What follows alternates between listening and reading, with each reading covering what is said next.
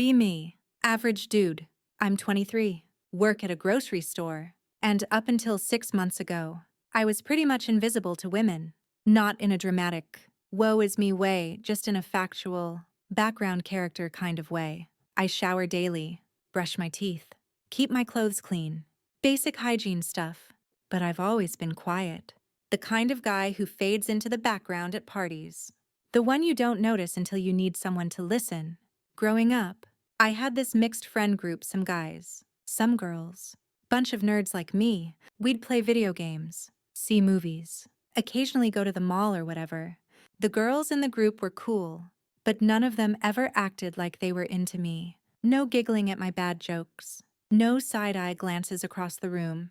No, you should really talk to Sarah nudges from their friends.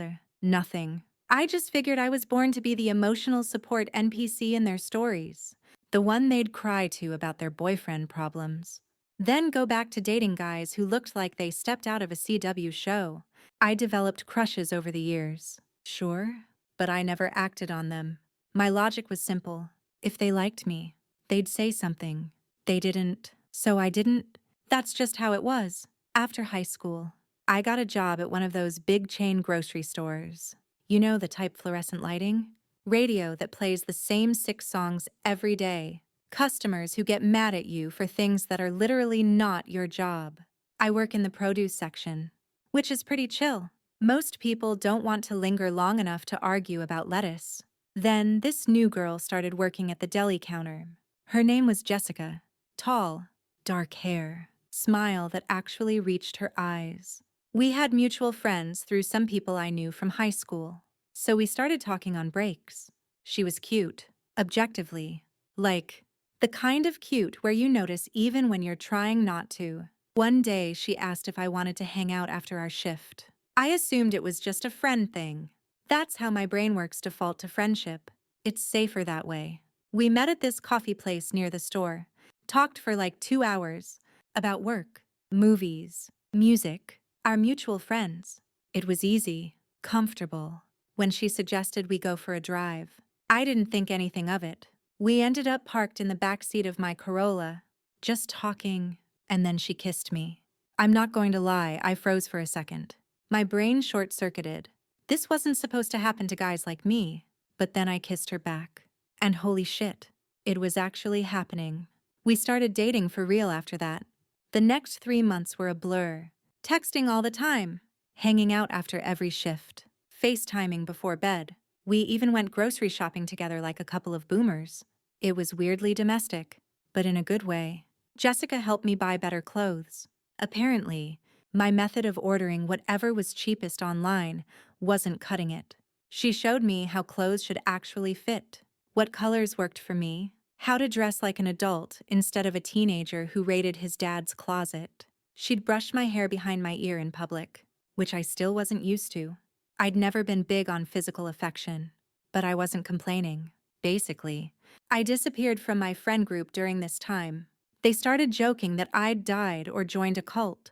I was just wrapped up in Jessica, in finally having someone who saw me as more than just the friend they vented to. After about 3 months, I decided to bring Jessica to a group hangout. That way, I still got to hang out with her, and my friends got an appearance from me. Win-win, right? Everyone already knew I had a girlfriend. I'd mentioned her in our group chat, but it was different when she walked in. The girls literally froze. One of them actually went, "Oh," out loud like her brain had glitched. Suddenly they were all asking Jessica questions. How did you two meet? Was he funny when you met him? What's your star sign? One of them, Rachel, looked at me and said, "You've changed." "Thanks," I said, not sure if it was a compliment. "No, it's good," she said. "You're not as awkward." It felt like a weird compliment. I wasn't sure how to take it. Later that night, Jessica was quiet on the way home. I asked her if she was okay. "Your friends aren't nice girls," she said. "What do you mean?" "They're fine." "They made me uncomfortable," she said. "They were fake nice and a little condescending. Like they were surprised you could land someone like me." I didn't know what to say to that. "You can hang out with them," she continued. "But I don't want to." I respected it. I mean, I got where she was coming from. The girls in my friend group could be a bit much sometimes. So I started keeping friend time and girlfriend time separate. A couple more months went by. The honeymoon phase faded, and we realized we're pretty different people. Jessica likes loud bars with thumping music and crowds. I like low-lit cafes where you can actually hear each other talk. She's super social, feeds off being around people. I get drained after too much talking and need time alone to recharge. We both kind of knew it wasn't working, but neither of us wanted to be the one to say it first. Eventually, Jessica brought it up.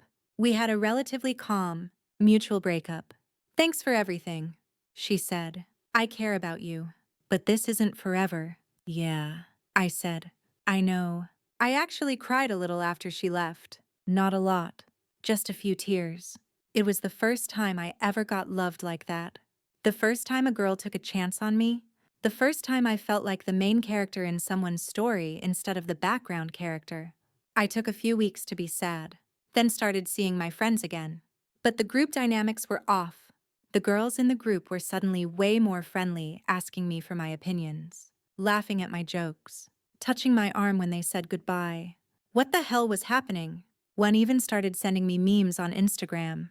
Another invited me to her apartment for wine and Mario Kart. I felt like I was being hunted. At first, I thought I was imagining it. Then one of them, Sarah, brought me a coffee just because I looked tired. Bro, I've looked tired since 2014. Nobody ever cared before. I started realizing I was more comfortable talking to girls now. Less overthinking, less internal panic. It wasn't just the clothes Jessica helped me pick out. It was the experience of being wanted. Having someone look at me like I mattered. Confidence is a hell of a drug.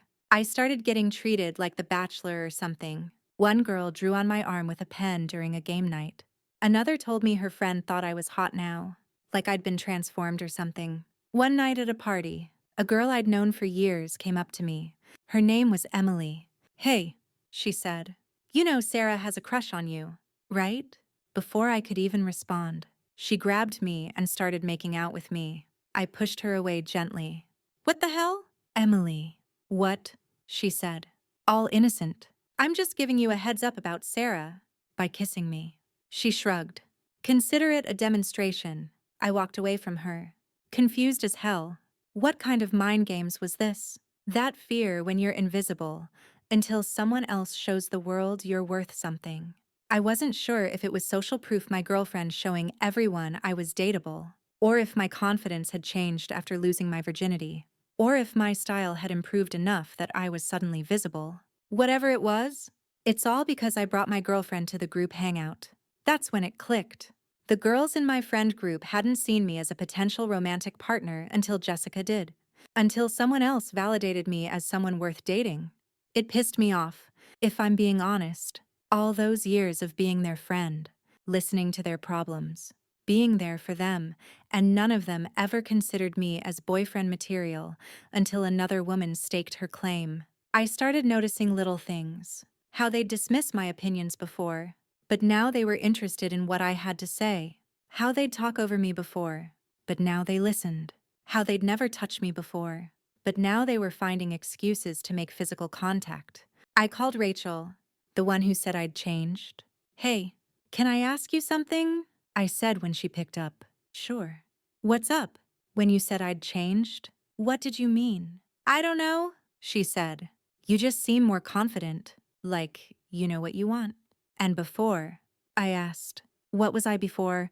She was quiet for a moment. "You were just, our friend." I never really thought about it. That's what I thought. I was just their friend. The emotional support NPC, until Jessica showed them I could be more. I started distancing myself from the group. Not in a dramatic way, just gradually. I made new friends. People who didn't see me as the background character. I started going to those low-lit cafes I liked, reading books, working on myself. The girls noticed. Of course. Sarah asked why I never came to game night anymore. "I've been busy," I said. "With what?" she asked, like she had a right to know. "Stuff," I said. "Life." She looked hurt, which pissed me off even more. She had years to show interest in me as more than a friend, but she waited until after I'd been with someone else. Until I'd been validated. One night, I ran into Jessica at the grocery store. She looked good, happy. "Hey," she said, smiling. "How have you been?" "Good," I said. "You, good," she said. "Seeing someone new, you." "Nah," I said. "Taking some time for myself." She nodded. "That's smart. You seem good? Different. In a good way." "Yeah," she said. "In a good way. More settled in yourself." We talked for a few more minutes, then went our separate ways. As I walked to my car, I realized she was right. I was different. Not because of the clothes or the confidence or the attention I was getting now, but because I'd seen what it was like to be wanted, to be seen, and I wasn't willing to settle for being anyone's background character anymore.